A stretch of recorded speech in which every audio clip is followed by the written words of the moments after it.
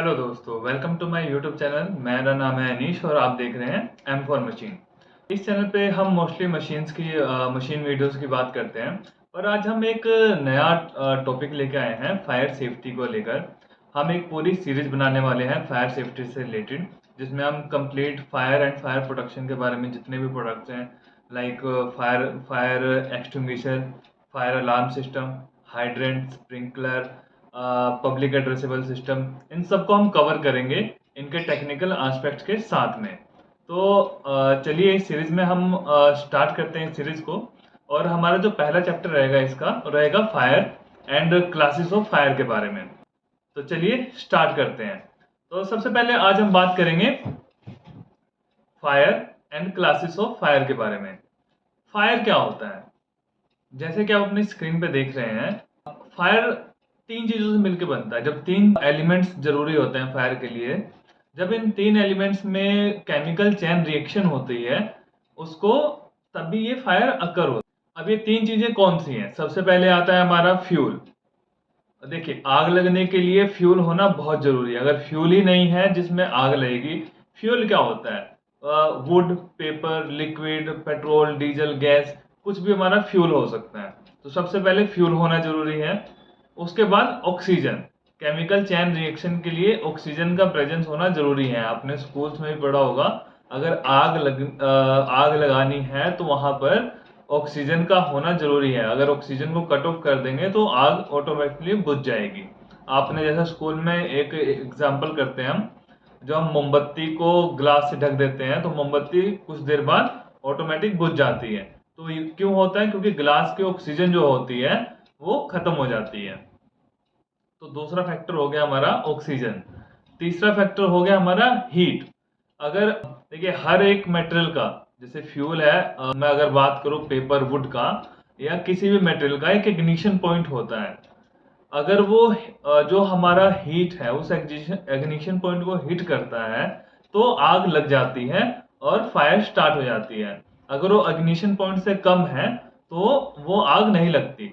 जैसे कि आपको मैं एग्जांपल देकर अगर मैं समझाऊं, देखिए आपके रूम में, आपके ऑफिस में फ्यूल, ऑक्सीजन और हीट तीनों चीजें अवेलेबल होती है, पर आग क्यों नहीं लगती? क्योंकि जो हीट है 26 डिग्री, 27 डिग्री सेल्सियस, उस वो टेम्परेचर किसी भी एलिमेंट के लिए इग्निशन पॉइंट नहीं है। ये पढ़ा हमने फायर के बारे में। तो चलिए अब बात करते हैं क्लासेस ऑफ फायर के बारे में। फायर की कितनी क्लासेस होती है? As per international standard total 6 classes होती हैं फायर की। ए, बी, सी, डी, ई और एफ। तो चलिए इन A B C D E F को हम समझते हैं कि ए क्लास, बी क्लास और सी क्लास में कौन कौन से, मतलब इसके अंदर मटेरियल कौन कौन से होते हैं। तो सबसे पहले ए क्लास की बात की जाए तो ए क्लास में हमारी वो फायर होती है जो सॉलिड कंबस्टिबल सॉलिड्स में जो आग लगती है। कंबस्टिबल सॉलिड से आप समझिए वुड, पेपर, रबर, अगर इसमें जो आग लगती है उसको हम ए क्लास ऑफ फायर बोलते हैं। फिर हम बात करते हैं बी क्लास ऑफ फायर की। बी क्लास ऑफ फायर वो फायर होती है अगर हमारी आग अगर किसी लिक्विड में लगी है, लाइक पेट्रोल, डीजल, एल्कोहल में अगर आग लगती है तो उसको हम बी क्लास ऑफ फायर में रखते हैं। मतलब अगर लिक्विड में फायर लगी है तो उसको हम बी क्लास ऑफ फायर बोलेंगे।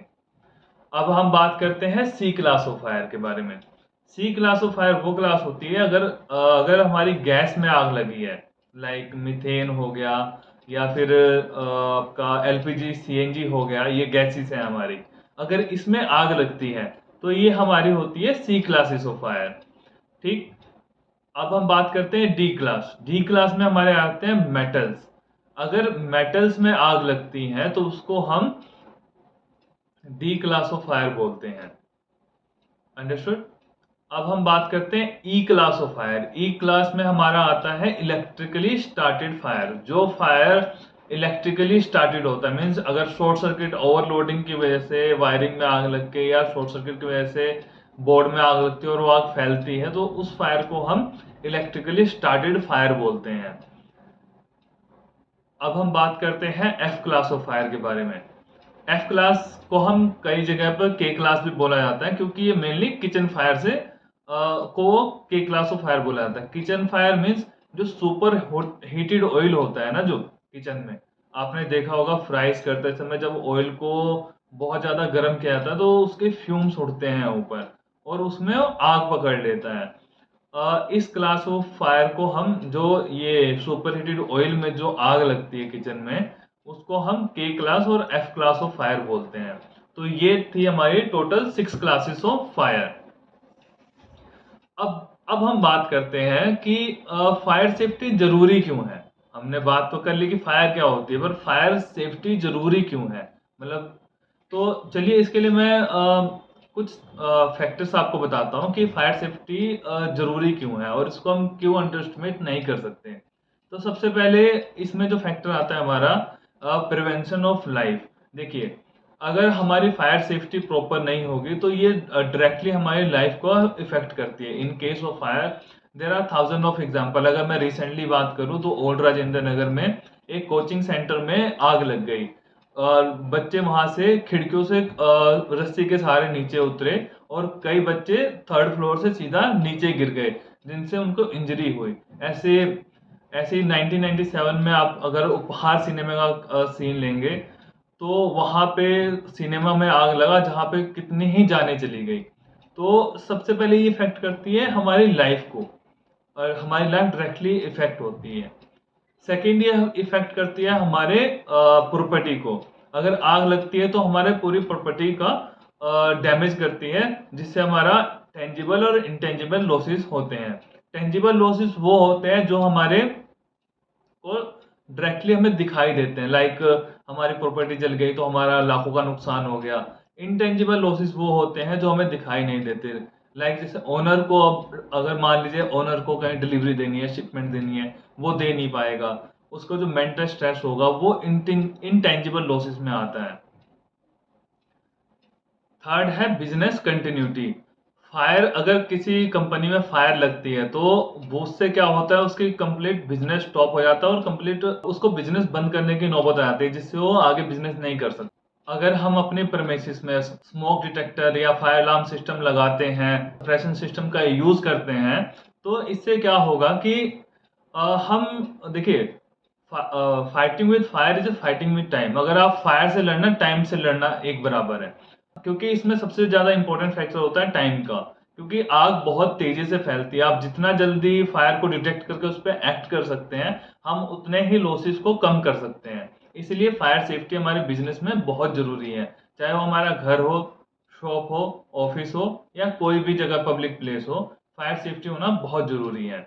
इसके साथ साथ ये हमारे एनवायरनमेंट को भी इम्पैक्ट करता है। जैसे कि अगर फायर लगेगी तो ये इसके जो फ्यूम्स होते हैं हमारे एनवायरनमेंट में जाते हैं और ये हमारे एनवायरनमेंट को भी डैमेज करते हैं।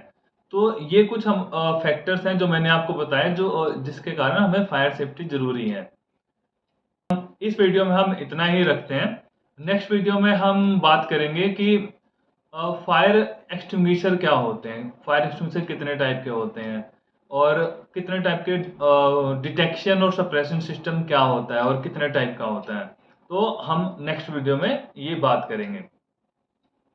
अगर आप अपने प्रीमिसेस का free of cost fire audit survey या फायर ट्रेनिंग करवाना चाहते हैं तो आप हमसे कांटेक्ट कर सकते हैं। मैंने अपने डिटेल डिस्क्रिप्शन में दे दी है, आप मुझे वहां से कांटेक्ट कर सकते हैं।